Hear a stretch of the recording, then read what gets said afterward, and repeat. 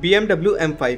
इस सीडान का नाम सुनते ही अच्छी अच्छी सुपर कार और स्पोर्ट्स कार भी पहले ही हार मान लेती है, जैसे Portia 911 turbo, Audi R8। In fact थोड़े मोड्स के बाद तो ये लिटरली फरारी 488 जैसी कार्स को भी लपेट देती है। भाई जब सुपर कार वाला काम सीडान ही कर रही है, वो भी फैमिली सीडान, वो भी उनके आधे से भी आधे दाम में, तो BMW को क्या ही जरूरत है सुपर कार बनाने की। एंड दैट्स वाई M5 को सुपर कार किलर भी कहा जाता है। लेकिन क्या आपको पता है कि इस M5 की शुरुआत कब और कैसे हुई, जिसका क्रेज आज नेक्स्ट लेवल पर है। एंड साथ ही क्या आपको ये पता है कि BMW M5 के अब तक 7 जनरेशन चेंज हो चुकी है। हाँ, शायद जितने लोग इस वीडियो को देख रहे होंगे उनमें से 95% लोगों के पैदा होने से भी पहले से M5 आती है। तो फिर आइए आज हम BMW M5 के बारे में बात करते हैं। It's a four-door saloon with a boot at the back, space for 5 businessmen in the middle, and a monstrously powerful engine at the front. That's the main thing about an M5. It must be extremely fast.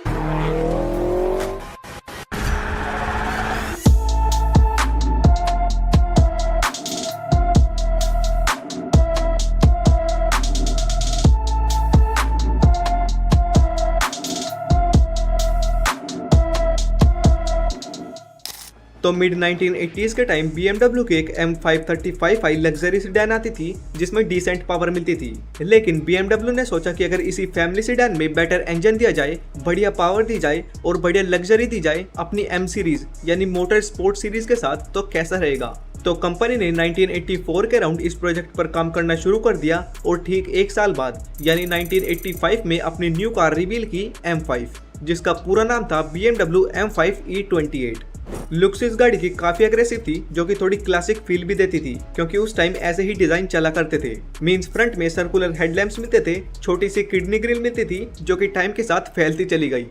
मतलब looks में M535i जैसी ही थी, लेकिन इसके engine में बहुत बड़ा change था। आज से करीब 40 साल पहले इस गाड़ी में आता था 3.5 लीटर का इनलाइन 6 सिलेंडर इंजन, जिसको BMW ने अपनी रेस कार M1 से डिराइव किया था, जो 286 हॉर्स पावर और 340 Nm का टॉर्क प्रोड्यूस करता था एंड 0 to 100 in 6.5 सेकंड्स, जो कि उस टाइम के हिसाब से काफी ज्यादा था। आप 2024 में भी एक डिसेंट सी सीडान ले लो, फॉर एग्जांपल Audi A4, वो भी आज के टाइम में 0 to 100 6 सेकंड्स के अंदर नहीं कर सकती, जो ये गाड़ी 40 साल पहले करती थी।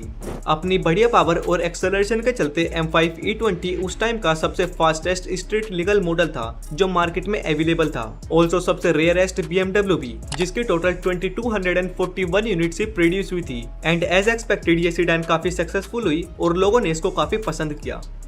इस जनरेशन के सक्सेस के बाद ठीक 3 साल बाद BMW ने इसकी न्यू जनरेशन निकाली, BMW M5 E34, जिसमें लुक्स बस स्लाइटली सी चेंज हुई, इंजन भी वही रहा, लेकिन 286 हॉर्स पावर बढ़कर अब 340 हॉर्स पावर हो गई और जो 0 to 100 का टाइम पहले 6.5 सेकंड्स का था, वो घटकर 6 सेकंड्स हो गया। और तो और इस गाड़ी में BMW ने V12 इंजन का एग्जॉस्ट लगाया था, जो उन्होंने अपने 750i मॉडल से लिया था।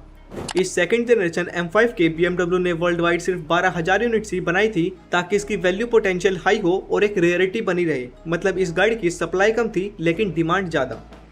फिर 1998 में M5 की थर्ड जनरेशन लॉन्च होती है, जो थी BMW M5 E39, जिसमें लुक्स और थोड़ी मॉडर्न हो गई, किडनी ग्रिल थोड़ी बड़ी हो गई एंड इंटीरियर भी थोड़ा मॉडर्न कर दिया। लेकिन सबसे मेन चेंज हुआ इसके इंजन में। मींस जो अब तक 6 सिलेंडर इंजन आ रहा था, उसको निकालकर BMW ने इसमें 8 सिलेंडर यानी V8 इंजन डाल दिया। एंड ऑब्वियसली पावर भी 340 से 400 हॉर्स पावर हो गई, टॉर्क 340 से सीधा 500 Nm का हो गया एंड 0 to 100 in 5.3 सेकंड्स।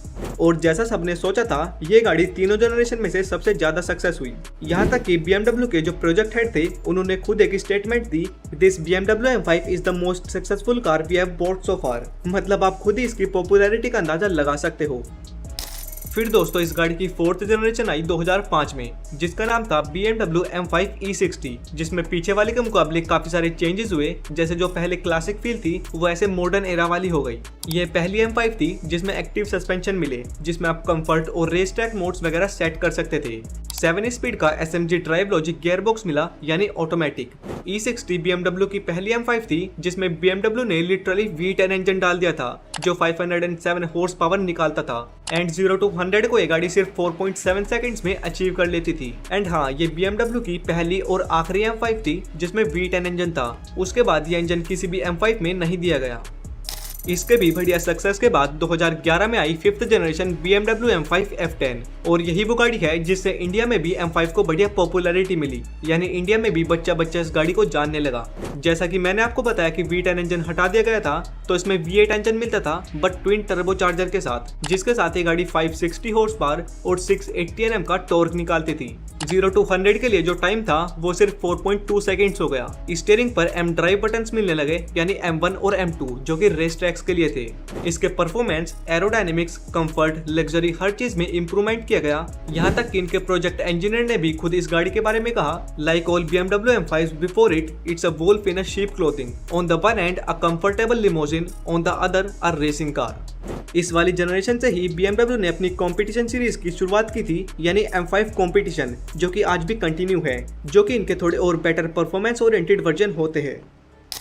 लेकिन दोस्तों अब आती है सबसे क्रेजी M5 जो कि मुझे भी सबसे बेस्ट लगती है और वो है 2017 में आई BMW M5 F90। इस 6th जनरेशन M5 में ऑल व्हील ड्राइव इंट्रोड्यूस किया जो कि इससे पहले नहीं आता था। F90 BMW की सबसे पावरफुल सीडान थी जो कि उन्होंने आज तक बनाई थी, जिसमें 4.4 लीटर का V8 इंजन था जो 635 हॉर्स पावर और 750 Nm का टॉर्क प्रोड्यूस करता था। 0 to 100 को ये गाड़ी सिर्फ 3.3 सेकंड्स में टच कर सकती है क्योंकि इस गाड़ी की बॉडी काफी एरोडायनेमिक बनाई गई। बॉडी को लाइट वेट बनाने के लिए कार्बन फाइबर का use, carbon ceramic brakes, track modes, 8 speed M steptronic sport transmission, M sport exhaust system and पता नहीं क्या क्या। कहने को तो ये एक सीडान थी लेकिन ड्रैग रेस में अच्छी स्पोर्ट्स कार और सुपर कार्स को भी पेल देती थी। और अगर गलती से किसी ने इसका कंपटीशन या फिर M5 CS वर्जन ले लिया तो मतलब टोटली बीस्ट थी ये गाड़ी। और थी इसलिए क्योंकि 2023 में F90 का प्रोडक्शन बंद हो चुका है क्योंकि इसकी 7th जनरेशन BMW ने लॉन्च कर दी है जो कि मेरे हिसाब से M5 की सबसे वर्स्ट जनरेशन है, मतलब बेकार। 7th जनरेशन का नाम है M5 G90 जिसकी तो पहले लुक सी भोंदू सी बना दी। जहां पर सभी जनरेशन में BMW गाड़ी का वेट कम करती है वहीं इसका वेट सीधा 580 किलो से बढ़ा दिया। मींस M5 F90 का वेट सिर्फ 1865 kg का था, वहीं G90 का वेट है 2445 kg। मतलब कहने को ये परफॉर्मेंस सीडान और वेट इसका एक फोर्ड F150 ट्रक से भी ज्यादा। क्या गुंडा बनेगा रे तू? इस गाड़ी के इतने वेट का कारण है इसका हाइब्रिड सिस्टम। यस, G90 में BMW ने हाइब्रिड सिस्टम दिया है, मींस एडिशनल इलेक्ट्रिक मोटर और बैटरी, और इसके V8 इंजन के साथ ये कंबाइंड होकर अराउंड 727 हॉर्स पावर निकालते हैं जो कि पावर फिगर्स में तो ज्यादा है लेकिन क्योंकि इसका वेट भी ज्यादा है तो एक्सेलरेशन में ये पुरानी वाली से भी स्लो है।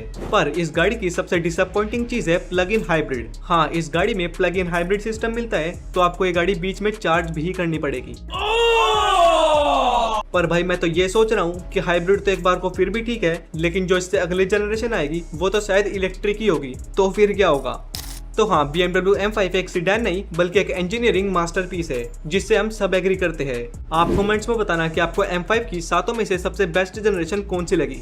बाकी वीडियो पसंद आई है तो लाइक शेयर सब्सक्राइब करना। बाय।